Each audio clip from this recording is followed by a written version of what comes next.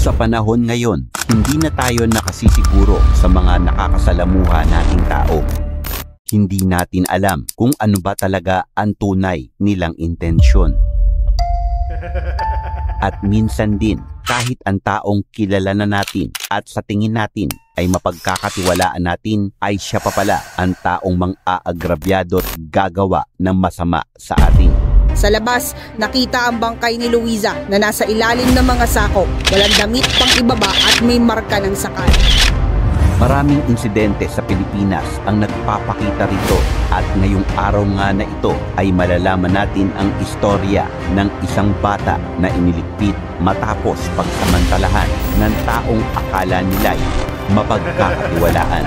7 na sana sa pasukan ng 11 anyos na si Luisa. Sa bakura ng bahay na ito sa Barangay Luzon 2 sa Rosario, Cavite, sa death certificate, may palatandaan na ginahit at sinakal sila. Ay, may narinig po kami na nasigaw ng tulong. Ano nga ba ang nangyari sa biktima? Sino ang may kagagawan nito sa kanya? Anong kalupitan ang dinanas niya sa kamay ng taong akala niya'y mapagkakatiwalaan? Ang mga sagot sa mga tanong na ito ay ating tunghayan natin sa mga susunod na bahagi ng ating istorya.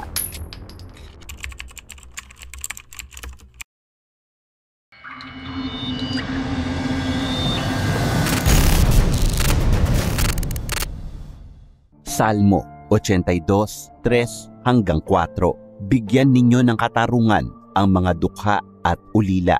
Ipagtanggol ninyo ang karapatan ng mga nangangailangan at inaapi. Iligtas ninyo ang mahihina at mga nangangailangan mula sa kamay ng masasama. Si Luisa Alano Hilera ay 12 taong gulang at nakatira sa Rosario, Cavite. Siya ay masiyahin, masigasig, at mapagmahal sa kanyang mga magulang. Sa kanyang murang edad, natural sa kanya ang pagkakaroon ng maraming hangarin sa buhay at katulad ng ibang mga bata sa kanilang lugar, siya ay aktibo't nakikiisa sa kanilang lugar. Ika-30 ng buwan ng Agosto taong 2020, bandang 6:30 nang huling makita si Luisa ng isa sa mga kamag-anak niya. Nang mga sandaling iyon ay nakitang naliligo pa sa poso malapit sa kanilang bahay ang bata at sinasabi rin na kasama pa nito ang kanyang mga kaibigan, kaya naman tila nakampante pa ang kanyang mga magulang. Sa ibang pahayagan naman ay nasabing ang bata ay nagpaalam sa kanyang ina na magtutungo sa computer shop upang maglaro ng computer games, kung saan ng kaparehang gabi na ito ay sinasabing ang huling gabi na rin na nakita ng kaanak na humihinga ang bata dahil sa hindi na ito nakauwi pa sa kanila at hindi rin alam ng kanyang pamilya kung saan ito nagpunta. Kinabukasan, nagpasya ang kanyang mga kaanak na i-post ang kanyang larawan sa social media nang sa gayon ay mabilis nilang matukoy kung nasa ang lugar nga ba si Luisa at kung buhay pa ba ito. Nang kaparehong araw, nagsumbong ang isa sa mga kapitbahay na may narinig umano siyang sigaw mula sa isang bahay na pagmamay-ari ni Early Arguelles. Ang sigaw ani niya ay tila humihingi ng tulong. May nag-report sa amin Lunes na, sabi ng kapitbahay, may narinig po kami na nasigaw ng tulong. Dahil dito, agad na dinampot ng mga barangay tanod si Arguelles. Ngunit dahil sa kakulangan sa ebidensya na magtuturo na may kinalaman nga ito sa pagkawala ng bata, ay agad din itong pinakawalan. Pinakawalan siya dahil ng mga sandaling siya'y damputin ay itinuturing pa lamang siyang person of interest, kung saan ang kawalan ng matibay na ebidensya ay magagamit na rason upang palayain siya. Makalipas ang isang araw, ika-1 ng Setyembre ng kaparehang taon, binalikan ng mga kaanak ni Luisa ang bahay ni Arguelles at sa mismong bakuran ng nasabing bahay sa Barangay Luzon 2, Rosario, Cavite ay natagpuan nila ang katawan ng bata. Sinasabing kalunos-lunos ang sinabit ng batang si Luisa dahil bukod sa pagbaon ng katawan nito sa lupa ay dinaganan pa ito ng sako na naglalaman ng buhangin. Halos hindi na rin makilala ang natagpuang labi dahil matapos itong galawin at magpakasasa, ang salarin ay talaga namang pinahirapan pa ito. Ayon pa sa investigador ay pwedeng may iba pang kasamahan ang salarin na kasamang gumalaw at lumapastangan sa murang katawan ng biktima.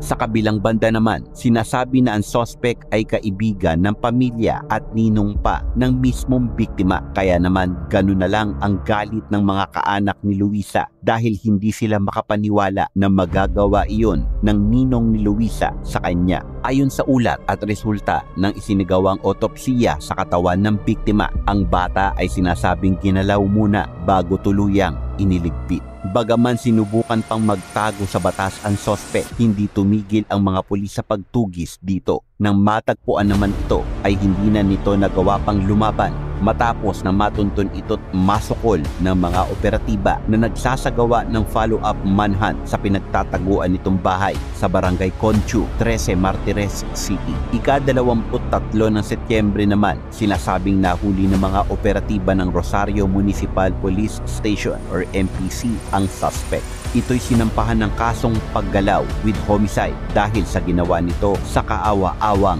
biktima. Ayon naman kay Police Regional Officer ng Region 4 RD, Police Brigadier General Vicente Danao, ang pagdakip sa sospek ay patunay lamang na hindi tumitigil ang kapulisan sa pagsugpo laban sa krimen at pagtugis sa mga kriminal na nagtatago sa batas. Sa kabilang banda, naging mahirap naman para sa kaanak ni Luisa na tanggapin ang nangyari sa kanya. Hindi nila inakala na sa murang edad ay mawawala na agad sa kanila ang mahal nilang si Luisa. Hindi nila inakala na ang taong dapat ay katuwang o makatutulong sa magulang sa paggabay sa bata ang siyang magiging dahilan kung bakit mawawala si Luisa. Kaya naman mahirap man ay wala silang ibang magagawa kundi ang magpatuloy dahil ito rin ang makakapagpatahimik sa kaluluwa ng biktima. Sa nangyari kay Luisa, mapagtatanto natin na ang mundo o sa buhay ng bawat isa sa atin mismo, tunay na maraming di pwedeng mangyari.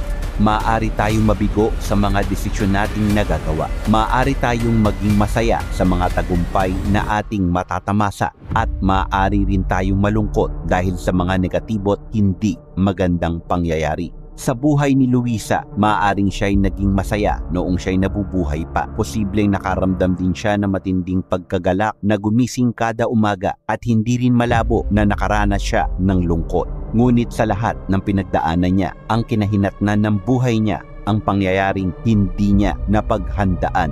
Hindi niya iniisip na posible niyang danasin ang mga dinanas niya sa kamay ng mismong ninong niya. Ngunit marahil kung nasaan man siya sa ngayon ay nakamit na niya ang kapanatagan sapagkat nagkaroon ng hustisya. Nagbabayad ang taong nagkasala at wala na itong iba pang mabibiktima na katulad niya. Marahil hindi maganda ang kanyang naging wakas, ngunit ang nangyari sa kanya ay aral para sa karamihan, lalo na sa mga magulang, upang hindi nila ipagkatiwala basta-basta ang kanilang mga anak. Sa panahon ngayon, hindi na tayo nakasisiguro sa mga tao. Hindi natin batid ang tunay na intensyon ng mga ito. Kaya naman, hanggat maaari, huwag tayo basta-bastang magtitiwala. Dahil mas mabuti na ang mag-ingat at mapanghinala sa lahat ng oras. Tulad nga ng laging sinasabi ng ating channel na ang mga masasamang loob ay andyan lang, matyagang nagmamasid at nag-aabang sa kanilang susunod na biktima. So ngayon, alam mo na ha.